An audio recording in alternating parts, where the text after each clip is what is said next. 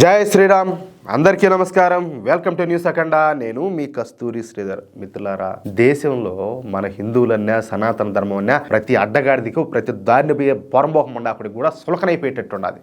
ఎవడు పడితే ఓడు నోటుకు వచ్చేట్టు మాట్లాడతారు, నోటుకు వచ్చేట్టు వాళ్ళ బుద్ధి పుట్టేట్టు మాట్లాడతారు. దేంతో కొట్టాలి, ఏ కాలు మెట్టు కొట్టాలా, ఇట్లా లంగా ముండాపడకలందరినీ మీరు ఒకసారి ఆలోచించండి. అయితే ఇటువంటి వ్యాఖ్యలు ఇప్పుడు ఈ మహారాష్ట్రలో శరద్ పవార్ అని చెప్పి ఒక ఆయన ఉంటాడు, ఆయన పార్టీ కూడా ఒకడు మాట్లాడినాడు. అయితే భారతీయ జనతా పార్టీ దీనికి ఏం చేసింది, వాళ్ళు ఎలాంటి కౌంటర్ ఇచ్చారనేది కూడా ఈ న్యూస్ ద్వారా మీరు చెప్పే ప్రయత్నం చేస్తారు. న్యూస్ మాత్రం ఖచ్చితంగా ప్రతి ఒక్కరు వినాలా, ప్రతి ఒక్కరు షేర్ చేయాలి. ఎందుకంటే మనలో మార్పు రావాలా, మన ద్వారానే మరింత మందిలో మార్పు రావాలా. ఆ మాత్రం మార్పు రాకపోతే ఇంకా మనం బతకడం ఎందుకు? మన కోసం మన వాళ్ళంతా కూడా అంత కష్టపడి స్వాతంత్రాన్ని తీసుకొచ్చి మనకు అప్పగేయడం ఎందుకు? బాగా మనం నిలబెట్టుకునే వాళ్ళం అని చెప్పాం మనమా? సరే, ఇక ఈ న్యూస్ చెప్పబోయే ముందు మీకు అందరికి కూడా ఒక చిన్న విజ్ఞప్తి. మన న్యూస్ అఖండ ఛానల్ నిర్వహణకు, అదేవిధంగా మన ఛానల్లో బలోపేతం చేసుకోవడానికి మీ శక్తి మేరకు నెలలో ఒక్కసారి మీ శక్తి మేరకు మన ఛానల్కి ఆర్థిక సహకారం అందించాలని చెప్పేసి ప్రతి ఒక్కరిని కూడా కోరుకుంటున్నా. స్క్రీన్ మీద వచ్చేసి QR కోడ్ ఉంటుంది, దాన్ని స్కాన్ చేసినా కూడా డబ్బులు పంపించవచ్చు. లేకపోతే గూగుల్ పే, పేటిఎం, ఫోన్పే నెంబర్లు ఉంటాయి, దానికైనా పంపించవచ్చు. కామెంట్ బాక్స్లో అకౌంట్ డీటెయిల్స్ అవన్నీ ఉంటాయి, వాటి ద్వారా అయినా పంపించవచ్చు. మీరు ఎలా అయినా కూడా మా ఛానల్కి ఆర్థిక సహకారం అందించవచ్చు. ఒకవేళ మీకు అయినా కూడా ఏదైనా ఇబ్బందులు తలెత్తితే ఇదే నెంబర్కి వాట్సాప్ ఉంటుంది, నాకు ఒకసారి మెసేజ్ చేయండి. సరే, అలాగే ఎవరైతే పెద్ద మనసుతో మన ఛానల్ను ఆదరించి వాళ్ళ శక్తి మేరకు ఆర్థిక సహకారం అందిస్తున్నారో వాళ్ళందరికీ కూడా పేరు పేరున వీడియో ముఖంగా ధన్యవాదాలు తెలియజేస్తున్నా. ఎందుకంటే ఈ రోజు ఈ ఛానల్ ఈ మాత్రం ఉండదంటే దానికి కారణం మీరే. మీ వల్లనే నేనైనా మన ఛానల్ అయినా కూడా ఈ మాత్రం నడుస్తున్నాం, అంతే తప్ప మరొకటైతే లేదు. సరే, ఇక న్యూస్ విషయానికి వస్తే, నెమ్మదిగా స్లో పాయిజన్ లాగా ఈ కాంగ్రెస్, అదేవిధంగా ఈ కాంగ్రెస్ పార్టీకి సంబంధించినటువంటి ఈ తోక పార్టీలన్నీ కూడా వాటి అసలు రంగునైతే బయట పెట్టుకుంటున్నాయి. ఈ పార్టీలకు సంబంధించినటువంటి ఆ నాయకుల్లో ఎవరు, ఈ సూడోసిక్ల నాయకులంతా కూడా ఉన్నారు కదా, వాళ్ళ మనసులో మన హిందూ ధర్మమైనటువంటి సనాతన ధర్మంపై ఉన్నటువంటి కుళ్ళును, అక్కసనంతా కూడా ఇప్పుడిప్పుడే వీళ్ళంతా కూడా బయటికి గక్కుతున్నారు. ఎలా గక్కుతున్నారు? మామూలు కూడా కాదు, కుక్క బాగా తిని అరక్క కక్కుతుంది ఆయన, ఆ మారి కక్కుతున్నారు వీళ్ళు కూడా. గత కొంతకాలంగా మన సనాతన ధర్మం ప్రపంచవ్యాప్తంగా వేగంగా విస్తరిస్తున్న సంగతి మీకు అందరికి కూడా తెలిసింది. ఇప్పుడిప్పుడే హిందువుల్లో ఐకమత్యం పెరిగి ఒకటవుతున్నారు. అందులోనూ ఈ సోషల్ మీడియా పుణ్యం అని చెప్పేసి ఆ మార్పు ఇంకా గణనీయంగా పెరుగుతుంది. ముఖ్యంగా అయోధ్య రామ మందిర నిర్మాణం తర్వాత హిందువుల్లో చైతన్యం ఇంకా పెరిగిందనమాట. ఆధ్యాత్మిక చింతన కూడా పెరుగుతుంది.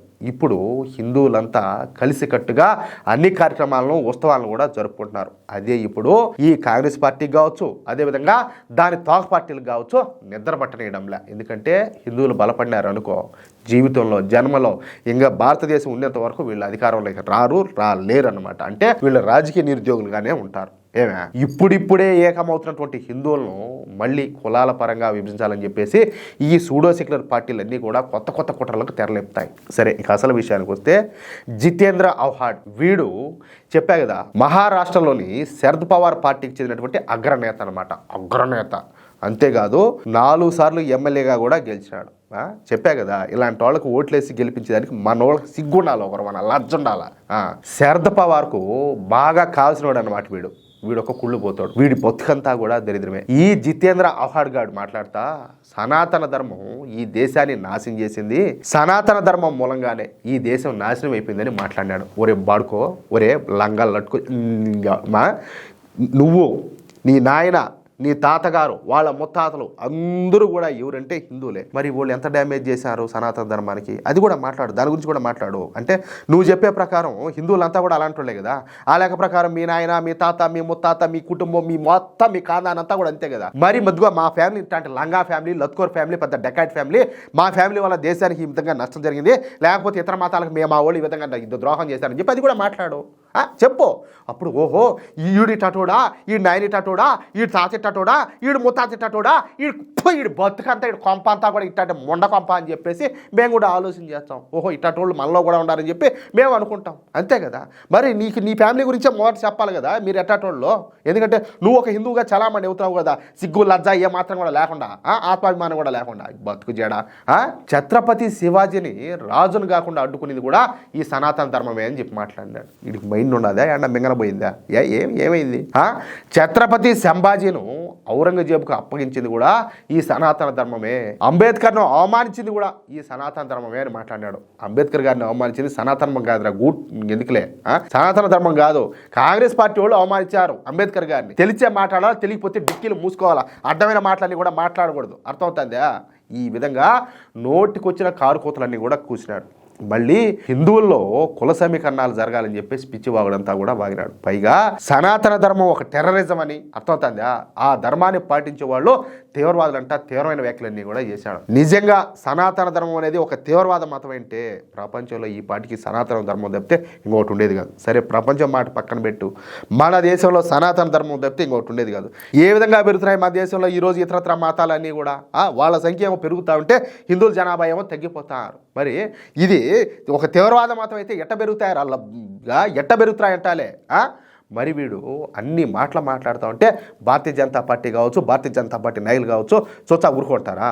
అస్సలు కూర్చోరు. ఇక ఈ జితేంద్ర ఔహాడ్ పైన బీజేపీ నాయకులు నిప్పులు జరిగినారంటే ఈ సందర్భంగా భారతీయ జనతా పార్టీ ఎంపీ అయినటువంటి సంబిత్ పాత్ర గారు మాట్లాడతా, అసలు మన దేశంలో సనాతన ధర్మమే లేకుంటే మన దేశం ఈరోజు ఈ పరిస్థితుల్లో ఉండేది కాదు అని మాట్లాడాడు. 100% ఇది నిజం, నేను ఒప్పుకుంటున్నా. ఆయన మాటలు నేను ఏకీభవిస్తున్నా, మీరు ఏకీభవిస్తారా? మన రాజులు, మహారాజులు, చక్రవర్తులు మన సనాతన ధర్మాన్ని ఆచరించి మన దేశాన్ని ముందుకు తీసుకొమ్మినారు. అసలు మన దేశంలో సనాతన ధర్మం అనేది లేకుండా ఉంటే ఈ దేశం ఎప్పుడో ముక్కలైపోయిండు. మన దేశాన్ని కలిపి ఉంచే శక్తి ఒక్క సనాతన ధర్మంలోనే ఉండదని చెప్పి మాట్లాడినాడు. ఎంత గొప్పగా చెప్తున్నాడయా. అలాగే ఈ సంబిత్ పాత్ర మాట్లాడతా ఈ జితేంద్ర ఔహాడ్కు మతి భ్రమించినట్టున్నది. అందుకే పిచ్చి పిచ్చిగా ఈ కారు కూతురని కూడా కూర్చాడు. ఈ దేశంలో పుట్టి, ఈ దేశంలో పెరిగి, ఈ దేశంలో సర్వ సుఖాలు కూడా అనుభవిస్తా ఈ దేశాన్ని కాపాడుతున్నటువంటి సనాతన ధర్మం పైన ఈ విధంగా కారు కూతురన్ని కూయడానికి జితేంద్ర ఔహాడ్ అనేవాడు సిగ్గుపడాలా. ఛత్రపతి శివాజీ మహారాజును చక్రవర్తిని చేసింది మా సనాతన ధర్మం. ఏమే, ఛత్రపతి శివాజీ మహారాజ్ సనాతన ధర్మాన్ని కాపాడుకుంటూ పరిపాలన చేశాడు. అలాగే ఛత్రపతి సంభాజీ మహారాజును ఔరంగజేబుకు పట్టించింది సనాతన ధర్మంలో ఉన్నటువంటి జితేంద్ర ఔహాడ్ లాంటి నీతిమాలిన వెన్నుపోటుదారులే అని చెప్పి మాట్లాడాడు. 100% నిజం మాట్లాడినాడు. అబ్బా, లేకపోతే ఎంత ధైర్యం మాట్లాడేదానికి ఇట్లా మాటలని కూడా. ఇలాంటి వెధవలంతా కూడా ఉండబట్టే మన సనాతన ధర్మం ఇన్నాళ్ళు కూడా అనేక ఎదురు దెబ్బలన్నీ కూడా తింటా వచ్చింది. ఇకపైన మన సనాతన ధర్మం మీద ఈగ వాళ్ళని కూడా ఒప్పుకోం. ఏమే, జితేంద్ర ఔహాడ్ అనేవాడు ఇదంతా కూడా పక్కా ప్లాన్ ప్రకారమే చేస్తాడు. ఏమే, ముందు మన సనాతన ధర్మాన్ని విమర్శిస్తారు, ఆ తర్వాత సనాతన ధర్మంలో అసహనం ఉండదని, హింస ఉండదని చెప్తా సనాతన ధర్మం పైన లేనిపోయిన నిందలన్నీ కూడా వేస్తారు. ఆ తర్వాత ప్రజలలో సనాతన ధర్మం పైన విషబీజాలు నాటి ప్రజలను వేరే మతాల్లోకి వెళ్ళేటట్టు ప్రోత్సహిస్తారు అని మాట్లాడాడు. పక్కా ప్లాను. ఈ లంగాముండా ఉడుకులు చేసే పనులే ఇలాంటి కపట పన్నాగాలను అనేక సార్లు మా సనాతన ధర్మం అయితే ఎదుర్కొని విజయవంతంగా నిలబడింది. అసలు సనాతన ధర్మం గురించి ఈ కాంగ్రెస్ పార్టీకి కావచ్చు, అదేవిధంగా దాని తోక పార్టీలకు కావచ్చు, మొదటి నుంచి కూడా ఈ ఈర్ష అయితే ఉండాలి. మన సనాతన ధర్మాన్ని తుడిచేయాలనేదే వీళ్ళ యొక్క ముఖ్య ఉద్దేశము. అంతే కదా. ఎందుకంటే వీళ్ళు ఎంతసేపటికి హిందువులను అంటరాని వాళ్ళగా చూసి మిగతా వాళ్ళందరినీ కూడా ఈ భుజం మీద ఒకరిని, ఈ భుజం మీద ఒకరిని ఎక్కించుకుంటారు. వీళ్ళ బతుకంతా అంతే. కానీ ఇకపైన ఆ విధంగా జరగదు. ఒక్కొక్కటి తాట కూడా తీస్తాం. జితేంద్ర ఔహాడ్ ఈ మాటలు మాట్లాడేందుకు తగిన శిక్షణ అయితే అనుభవించక తప్పదు. ఇక నుంచి ఈ జితేంద్ర ఔహాడ్ను ఏ ఒక్క ఎన్నికల్లో కూడా గెలవకుండా చేస్తాము. అసలు ఎన్నికల్లో ఇతను ఏ విధంగా పోటీ చేస్తాడో చూస్తామని చెప్పేసి సంబిత్ పాత్ర గారు శపథం చేశారు. ఖచ్చితంగా దెబ్బ తీస్తామంట బీజేపీ అటువంటి సంబిత్ పాత్ర గారు ఏంలే భీష్మ ప్రతిజ్ఞ చేశారు. అదే విషయం. లేకపోతే యాని చూస్తుంది వీళ్ళకి అందరికీ ఇట్టాడు ధైర్యం అంతా కూడాను. నిజంగా మనం చేతగాని సన్నాసుల్లాగా ఉండి, బాధ్యత లేకుండా ఉండి, ఏ మాత్రం కూడా పట్టించుకోకుండా ఎంతసేపటికి స్వార్థం, నా కొంప, నా పెళ్ళం, నా బిడ్డలు, మా అమ్మ నాయన, నా సంపాదన, ఎంతసేపటికి దోచుకోవడం, దాచుకోవడం, ఇది తప్పితే దేశం మీద కొంచెమన్నా బాధ్యత లేకుండా, ధర్మం మీద నువ్వు ఏం చేయాలనేది కొంచెమన్నా ఆలోచన లేకుండా నీ అటువంటి నపుంసకులాగా ఉండబట్టే ఇట్లాంటి లంగా ముండా కొడుకులు, లత్కొర ముండా కొడుకులు అంతా కూడా రెచ్చిపోతారు. నువ్వు ఎడంకాలు తీసుకొని మెట్టు తీసుకొని మూతిపడి రాళ్ళ కొడతావు అని చెప్పి వాళ్ళు కనిపిస్తే వాళ్ళు ఇట్లాంటి మాటలని కూడా మాట్లాడతారా? యానించొచ్చది ఈ ధైర్యం అంతా కూడాను. మన మొగోళ్ళం అయితే, మనం నిజంగా మన మొగోళ్ళలాగా మనం ప్రవర్తిస్తే ఆడబిడ్డలే ఈరోజు కొన్ని వీడియోస్లో చూసినప్పుడు నేను వాళ్ళే రోడ్డు మీదకి వచ్చి తోడగొడతానట్టే మా వాళ్ళ జోలికి వస్తే సనాతన ధర్మం జోలికి వచ్చే చెమడాలు ఉల్చా అని చెప్పేసి సిగ్గులే. మన మోగాళ్ళమా నపుసుకులమా ఎవరు మనం? మనకంటే చెప్పాలంటే ఓళ్ళే మేలు. ఇంత దరిద్రంగా వ్యవస్థ ఇంత దరిద్రంగా తయారైతే ఎట్టంగా బతికేది? ఎట్ట భవిష్యత్ తరాలు ఎట్ట ముందుకు పోయేది? ఏదైనా కూడా సావైనా బతికైనా మన చేతల్లో ఉన్నది. ఏం జరుగుతుందో కాలమే నిర్ణయిస్తుంది మనం చేసేదాన్ని బట్టి. అది విషయం. అయితే మిత్రులారా, ఈ న్యూస్ కనుక మీకు నచ్చినట్లయితే ఖచ్చితంగా ఈ న్యూస్ నలుగురికి షేర్ చేయండి. అదేవిధంగా ప్రతి ఒక్కరూ కూడా మీ యొక్క అమూల్యమైనటువంటి అభిప్రాయాలను స్పష్టంగా కామెంట్ రూపంలో తెలియజేయండి. అలాగే ఇంతవరకు మీరు కనుక మన ఛానల్ను సబ్స్క్రైబ్ చేసుకోనట్లయితే ప్రతి ఒక్కరు కూడా మన ఛానల్ను సబ్స్క్రైబ్ చేసుకోండి, సపోర్ట్ చేయండి ప్లీజ్. జై శ్రీరామ్, జై హింద్.